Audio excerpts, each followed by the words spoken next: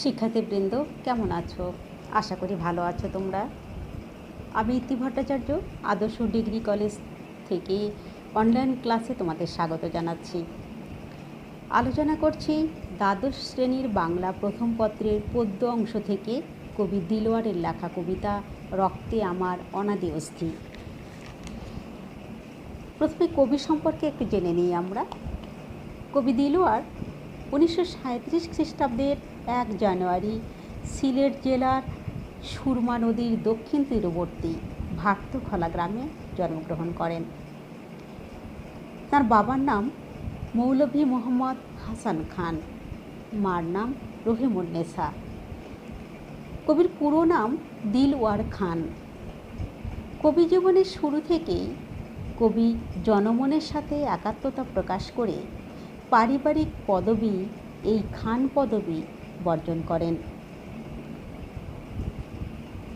কবি ছিলেন গণমানুষের কবি হিসেবেই বেশি পরিচিত।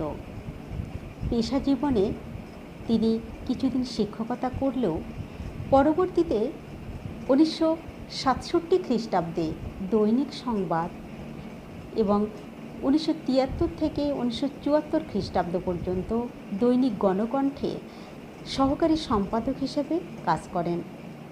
কিন্তু শারীরিক কারণে তিনি এই পেশায় বেশি দিন থাকতে পারেননি।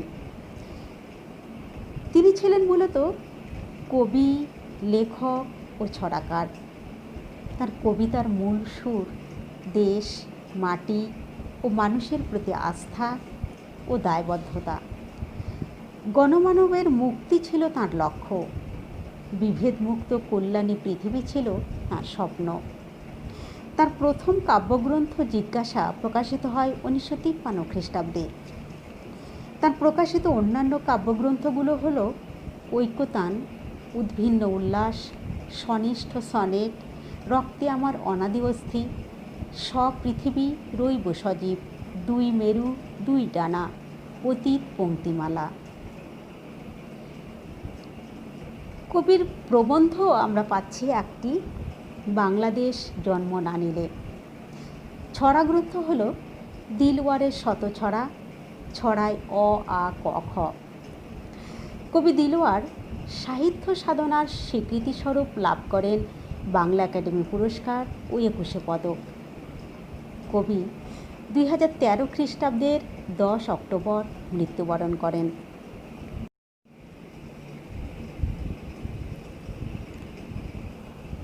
এবার মূল কবিতা আলোচনা করছি।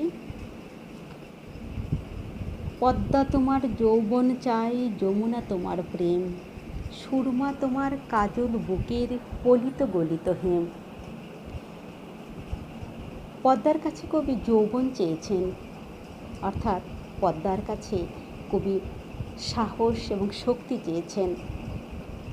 পদ্মা যেমন শক্তিশালী, প্রতি মুহূর্তে সে এক কুল ভাঙছে, আরেক কুল গড়ছে। সেই শক্তি চেয়েছেন পদ্মার কাছে, ভাঙা গড়ার শক্তি।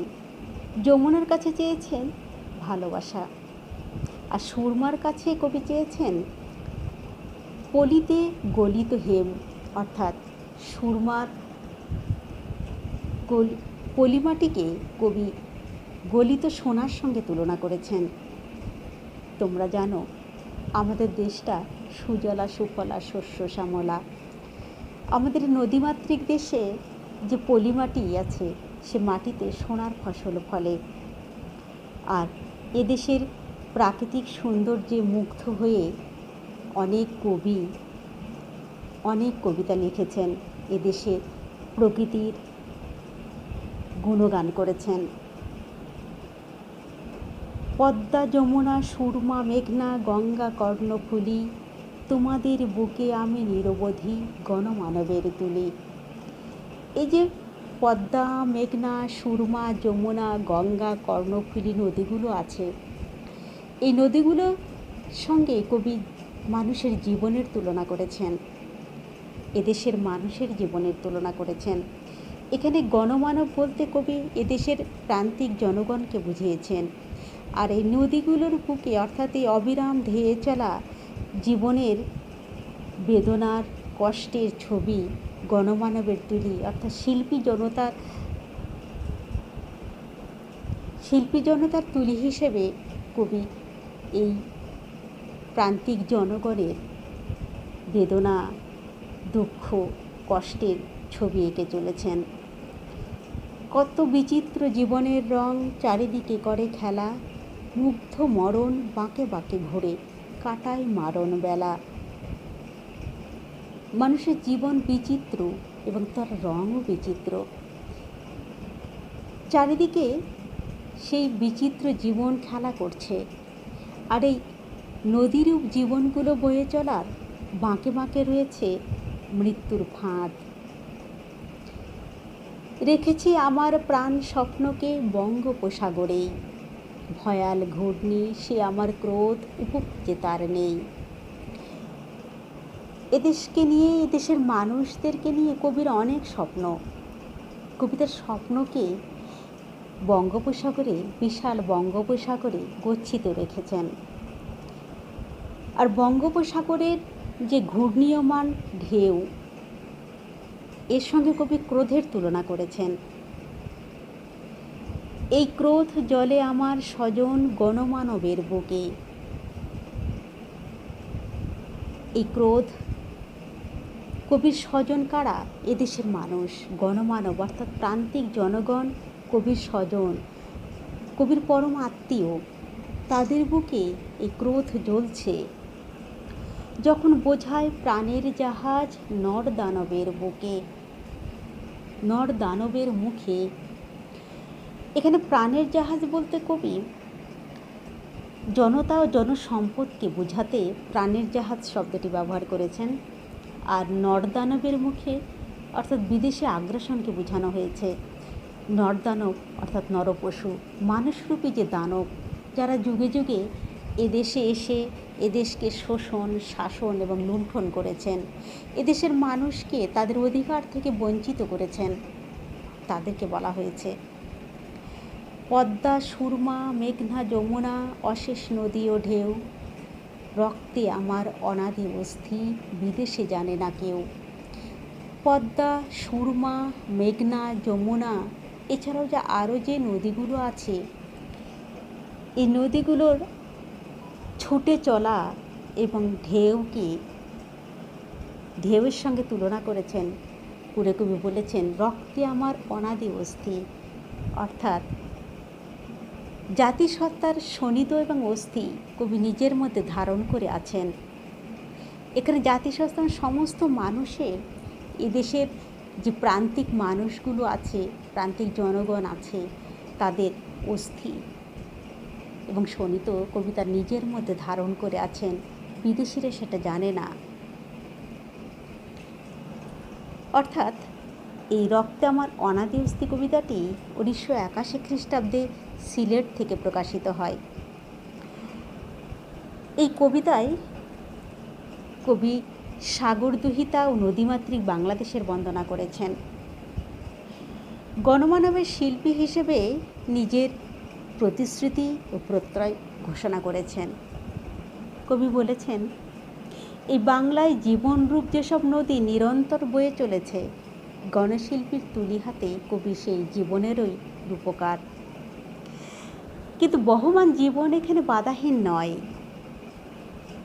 অর্থাৎ নদীর মতো যে জীবন বয়ে চলেছে, সে জীবন বাধাহীন নয়। তার প্রত্যেকটি বাঁকে বাঁকে পাতা রয়েছে মৃত্যুর ফাঁদ। কবি এও বলেছেন যে তিনি তার স্বপ্নকে বিশাল বঙ্গোপসাগরের শক্তির কাছে গচ্ছিত রেখেছেন। এই শক্তি সাগরের ঘূর্ণমান ভয়াল জলরাশির মতো তার ক্রোধকে শক্তিমান করেছেন।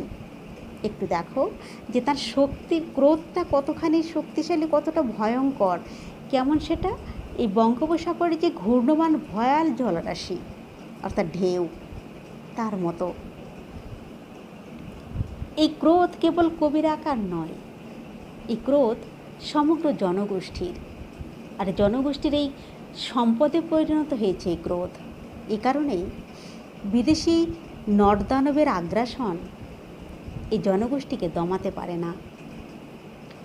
বিদেশিরা হয়তো জানে না যে আবহমান ছুটে চলা নদীর মতোই কবি নিজের অস্তিত্বে ধারণ করে আছেন ওই জাতিসত্তার শোণিত ও স্থির।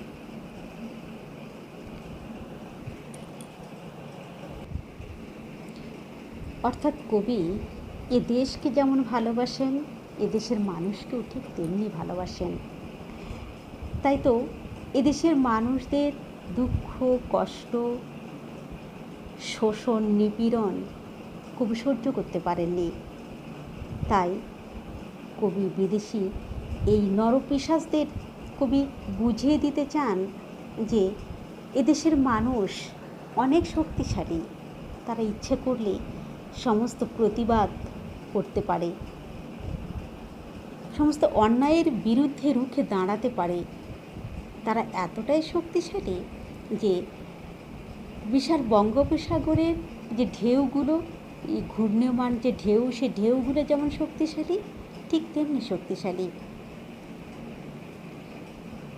তাই বিদেশি নরপিশাচরা তারা যেন কখনোই না ভাবে যে এদেশের মানুষ দুর্বল, তাদের সাহস নেই, তাদের শক্তি নেই, তাদের স্বপ্ন নেই।